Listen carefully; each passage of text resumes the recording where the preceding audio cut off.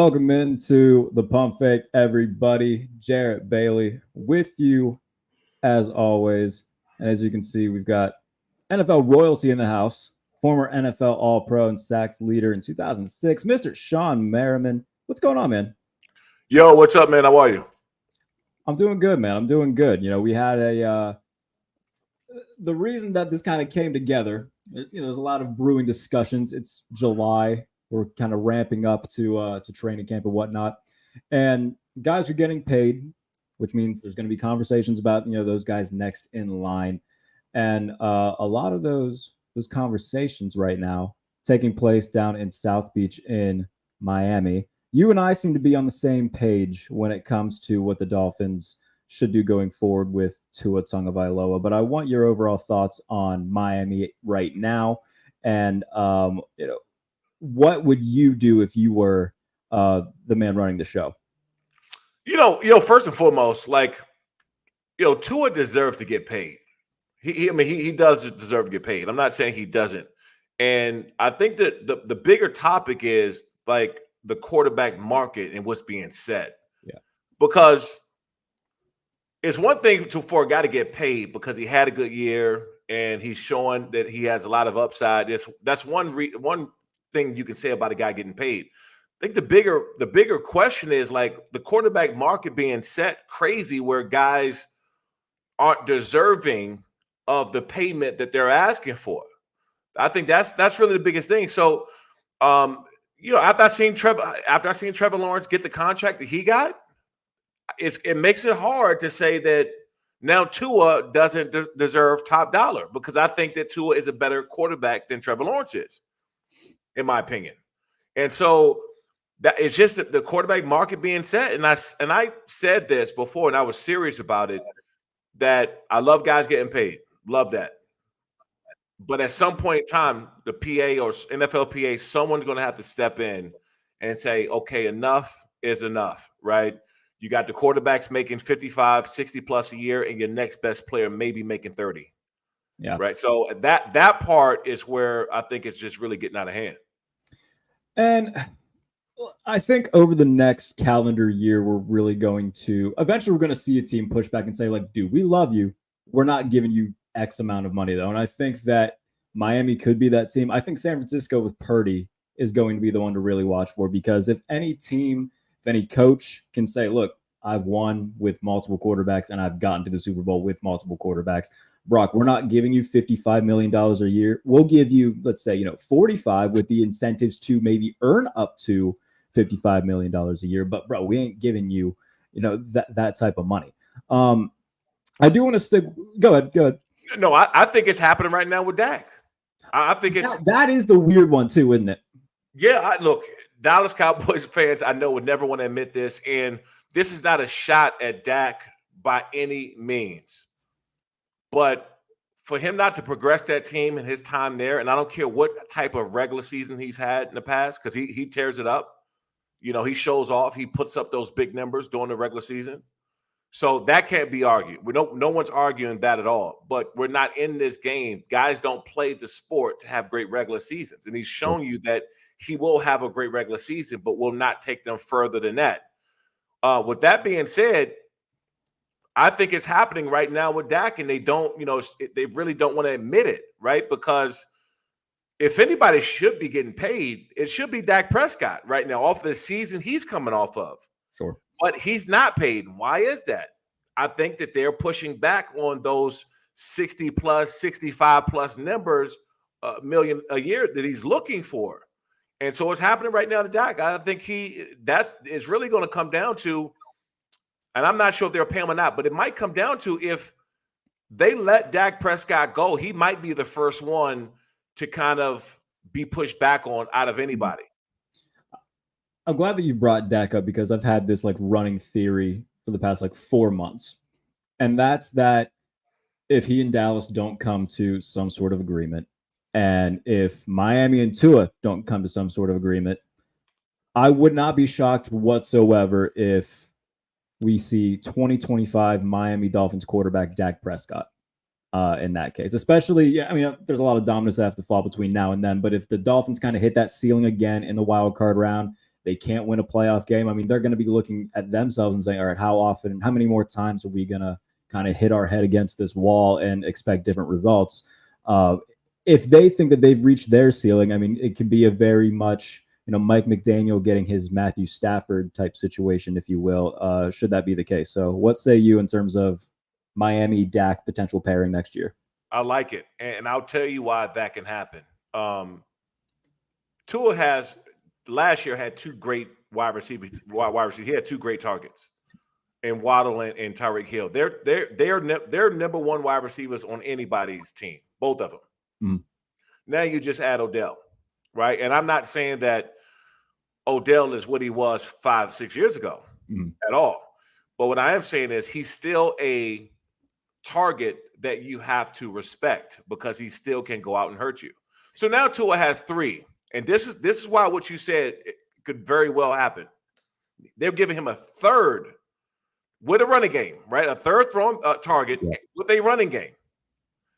If they don't go to the AFC Championship game, I think that is going to happen. If they don't, is that the absolute bar? Like they have to get the AFC title game? I think that's the if you have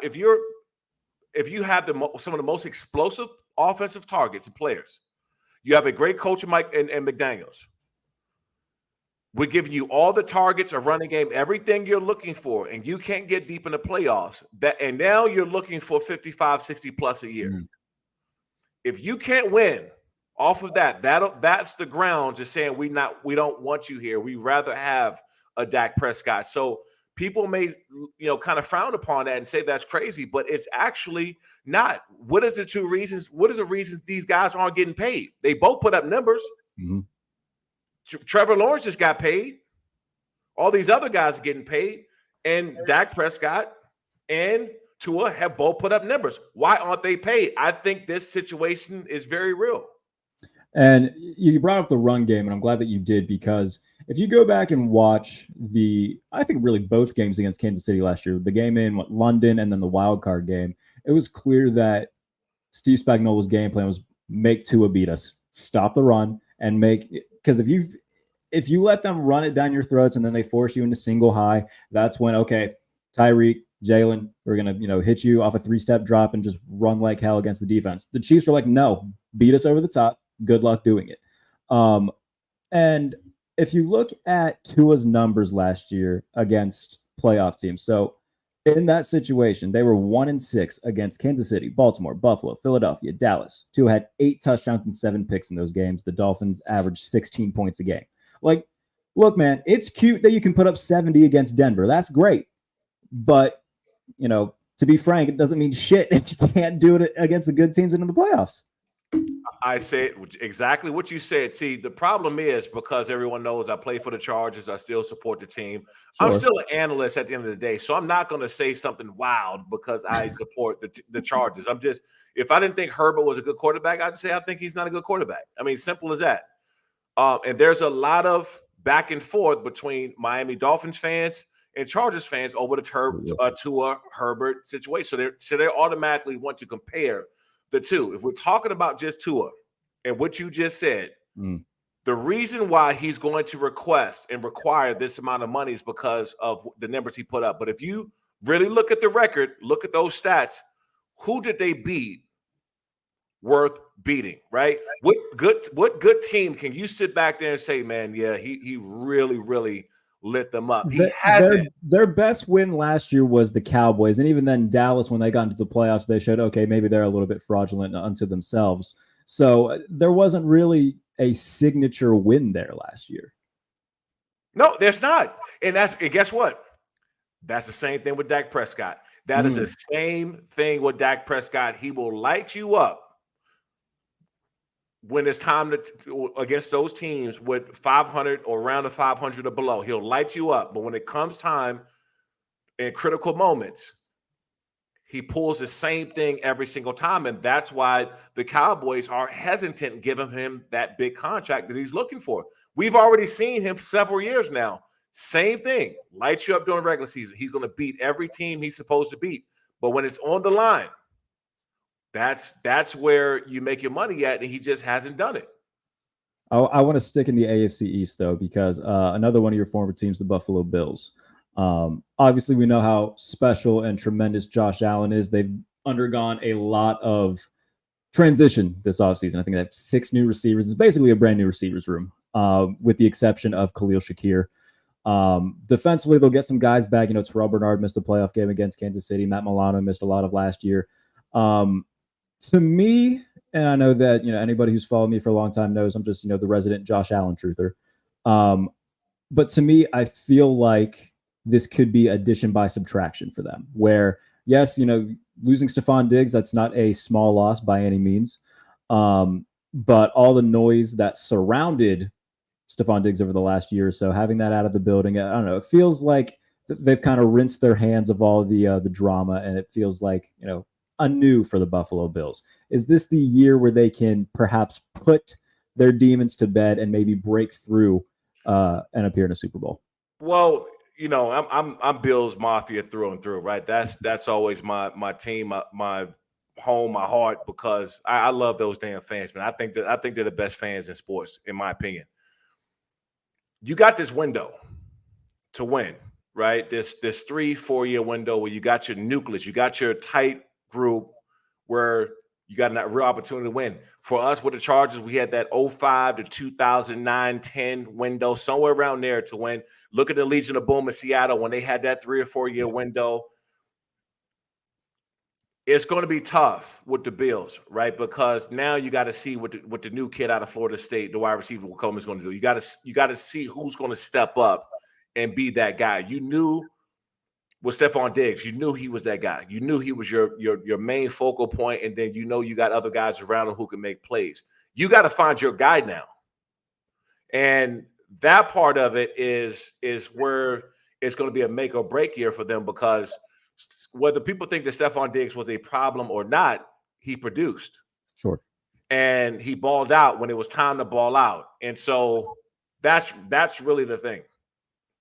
And you look at the current collection of guys that they have. You mentioned Keon Coleman. Khalil Shakir took a nice step forward last year. They're going to need him to take another step forward. Dalton Kincaid, second-year tight end, had a big rookie year.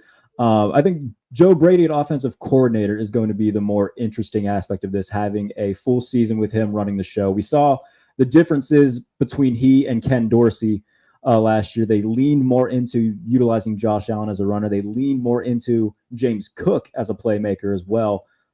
I'm very intrigued by the offense, and I know a lot of talk has been about Miami as well as the Jets with Aaron Rodgers hopefully coming back healthy. But for me, it's still the Bills division until proven otherwise. Well, to me, he's the best because they got the best quarterback in the division. That definitely helps. Yeah, that's my opinion. And when you got the best quarterback in the division, you always have a shot. Aaron Rodgers, we don't, not Aaron Rodgers, but yeah, so we don't know what's going to happen, right, with Aaron Rodgers. We don't know he's going to come back fully healthy, age, a lot of factors in that. But right now, they have the best quarterback in the division, which is always going to give you an opportunity to win. But like I said, when you get late in the season, right, when you get late in the season, playoffs, those type of things, that's when everything matters. And we just talked about Tua. That's something he hasn't shown to do just yet. So, yeah, they're going to have an opportunity, man. They got Josh Allen, who's going to step on the field and give you an opportunity to win every single Sunday because of him. That always is the nice thing to have in your back pocket, right? Is, okay, we got an elite quarterback, which means that we at least got a shot at this thing. I do want to talk about the Chargers, though, and Justin Herbert. He's been a force since he came into the league. It does feel like Jim Harbaugh was a good hire. I will say this, though. I kind of rolled my eyes at him hiring Greg Roman as his offensive coordinator. Overall, I think that some people are a little bit on the fence with Herbert because the talent is evident and whatnot, but there's been one playoff appearance and a monumental collapse in said playoff game. What do you need to see from the Chargers this season, and what is their long-term outlook in your opinion? People could say what they want about Justin Herbert last year, and they have all the right to do so because not only did he look bad, but they played bad as a team. But I always remind people this. He's had 3 or 4 different offensive coordinators since he's been in the NFL. Yeah. And for anybody that don't understand how hard that is like learning 3 different languages, because you got to learn terminology, timing, how your coach wants to handle certain situations, giving you the go ahead, how many options do you have, and authority do you have to do certain. You have to learn a different language every single year, and for him to even be where he's at right now with all the turmoil.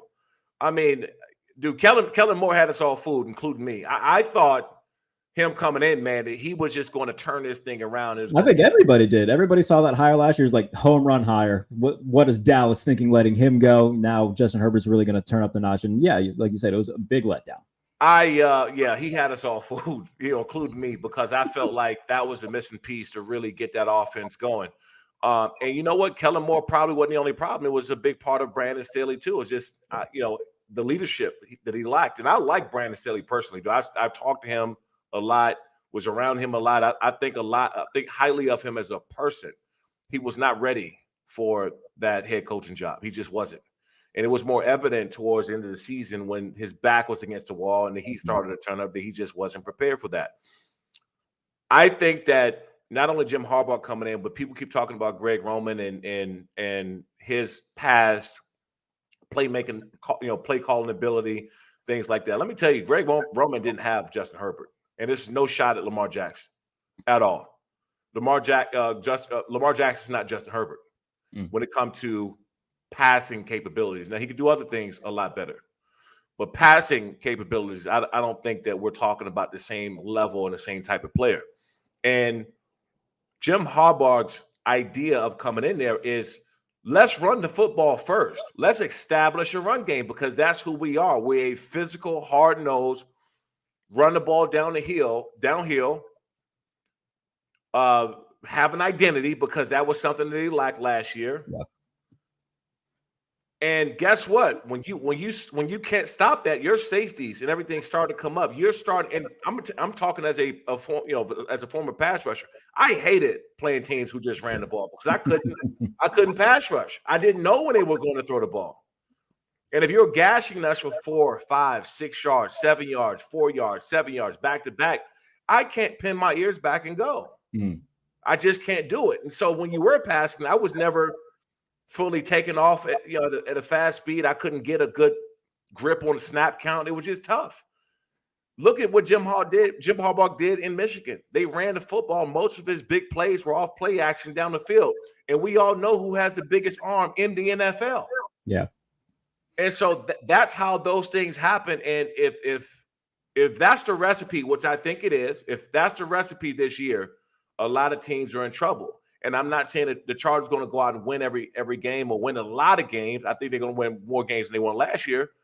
But they're going to establish a brand of football that most teams don't want to play anymore. This is a pass-happy, 70% pass, 30% run league. So if he's coming out even at a 60-40, pass to run, God forbid it's a 50-50. You could just forget about it. It's a 60-40. That is not a team that you want to play. In terms of what their floor could be this year, or what you expect from them, I mean, is this a team that is going to be a playoff team? Is this going to be a team that, it might be a year away? Looking at the receiver situation, they draft Ladd McConkey, but obviously no more Mike Williams, no more Keenan Allen. There's a lot of new faces for them there as well. What's the Chargers' floor going into 2024? Again, I don't want to be a homer, and I know that people are going to say, "Oh, the Chargers this and that." To hell with that, man. Look, the Chargers last year was the best team that didn't make the playoffs. Hands down, in my opinion, hands down, they were the best team that didn't make the playoffs. So now you got most of that talent there. You add 2 running backs now who are more capable of running the football. If J.K. Dobbins stay healthy, he's going to be a problem. I got a chance to talk to him a few weeks ago, and we sat down and talked. I was asking about his Achilles, how he felt, because I told my Achilles at one point, so I was kind of sharing some stories. I was telling him that he should make sure he stretched that other one like hell, because that other one would get sore just off of compensation. I've been there. Gus Edwards looks ridiculous in person. Just a big dude. Seeing Zion, Rashawn Slater, Joe Alt, and those guys in that building walking around. I'm like, these guys are going to be a real problem. So I think they're going to win at least 11 games next year. And I also believe that they have a chance to win in the division this year. I don't think that we need to see 2 and 3 years from now. And one thing that's always made Jim Harbaugh great everywhere he's went into, he's had instant success. This is true. And every program, every organization he's ever gone to, he's had instant success. And I always try to figure out why. And I'm like, when I went to the building, to their practice facility a month ago, I saw why. I got it. He just instills a level of confidence in that building. And I'm talking about from his coordinators, the strength conditioning coach. I got a chance to talk to and all these guys for a minute. The equipment guys who were there when I was there, the equipment guys, everybody in that building is walking around with a different level of confidence, a different swagger than I've seen in a very long time there. And so when you got somebody to bring that to the table, that level of leadership, it starts at the top, man. It trickles all the way down to everyone else in the building, to the staff, to the players, everyone around the organization.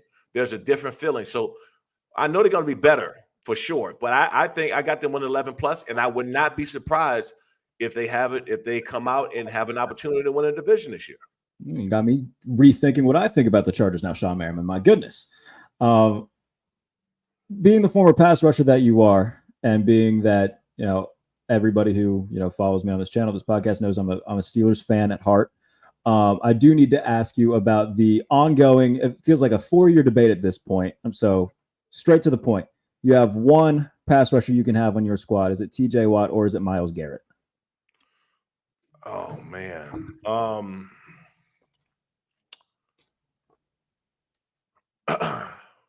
That's tough because TJ Watt has been so consistent, and that is what I don't believe that people give him enough credit for. His consistency, because as a pass rusher, it is so hard to have that longevity and that consistent year after year after year, because what happens is people game plan for you. It was something I talked to Micah Parsons about coming into his second year. We talked over the phone. I said, dude, listen, after your rookie year, you're not surprising anybody. Like, you're not coming in like, oh, who's that rookie? Who's that guy?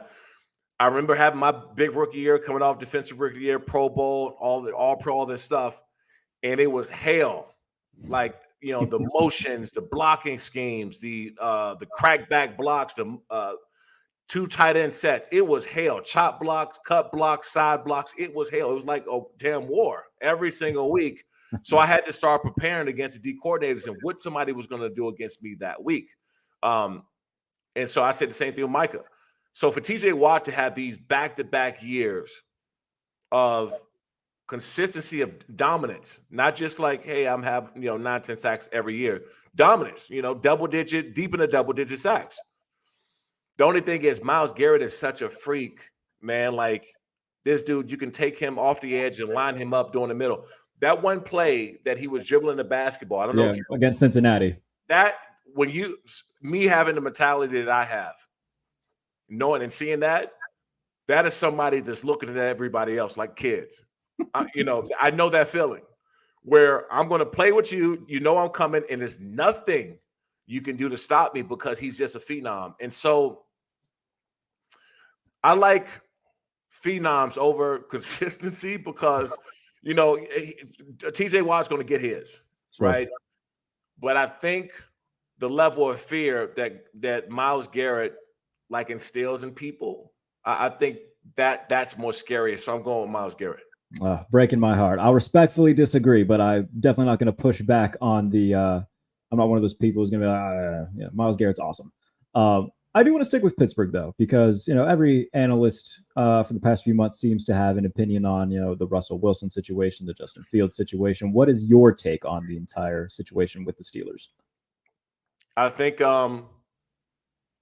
Steelers put themselves in a great situation. For one, they didn't have to pay a lot of money for Russell Wilson. And I think we personally seen the end of Russell Wilson as far as the greatness of him. I think he's always going to be good, solid. Um, but the money that Denver gave him, I saw that contract and I was like, what? I was like, I don't. Russell Wilson going to another team like that.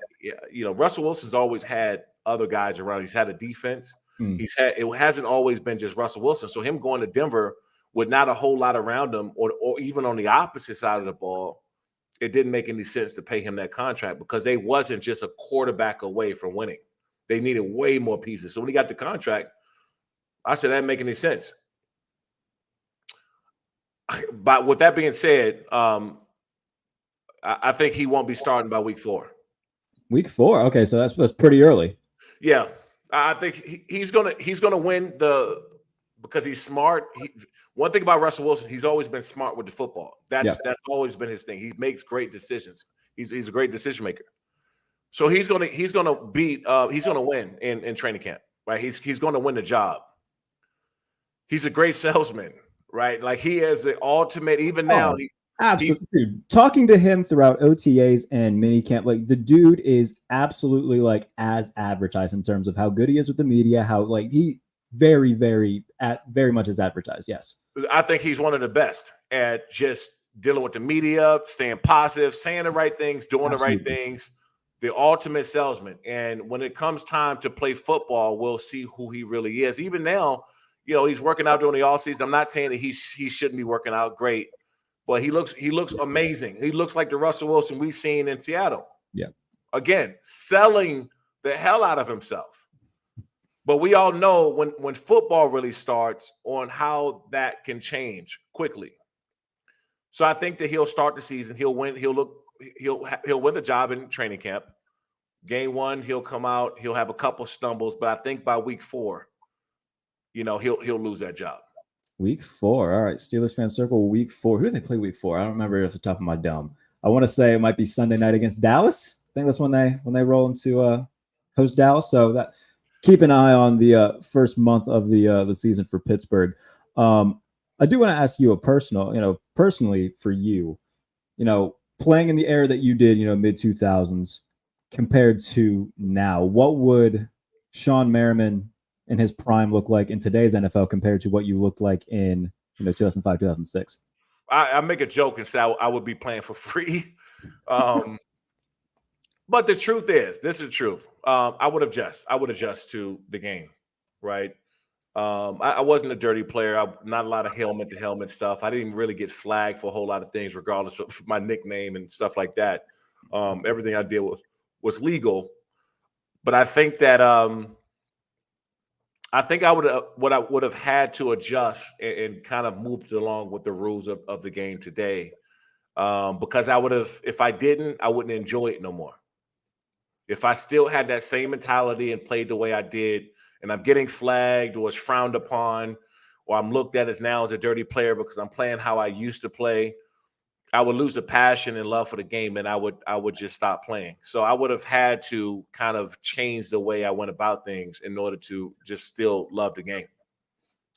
Tremendous stuff all around. Well, look, man, I appreciate your time. I know you have something that you want to plug in terms of, let me find where we put the graphic so I can give you your proper attribution for it.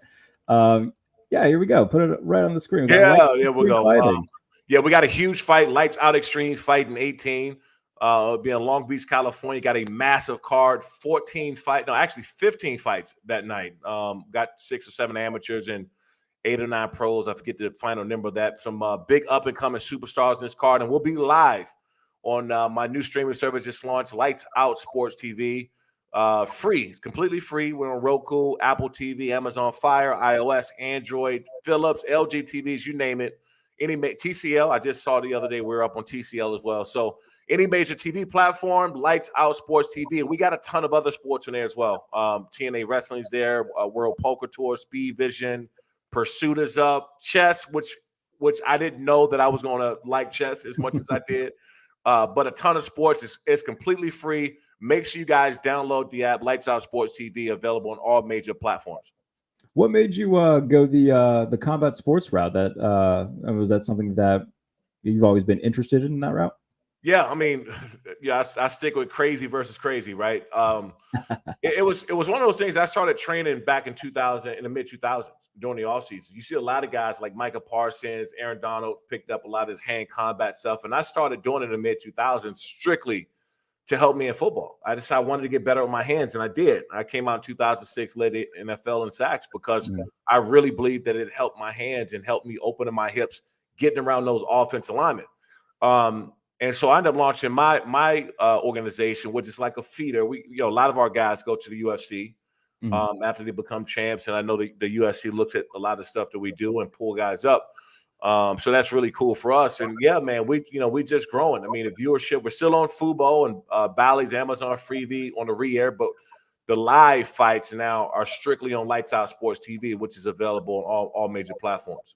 And again, one more time, Lights Out 18, Lights Out Extreme Fighting, Saturday, July 27th. Shawne, man, I appreciate you hopping on with me and talking ball. And good luck with Lights Out and everything that you got going on. Appreciate you hopping on and joining me today, man. You got it, man. Thanks for having me on. Absolutely. And everybody, make sure you're subscribed to the channel. Leave a review and whatnot wherever you get your podcast. Appreciate y'all tuning in to the Pump Fake. We'll see you very soon.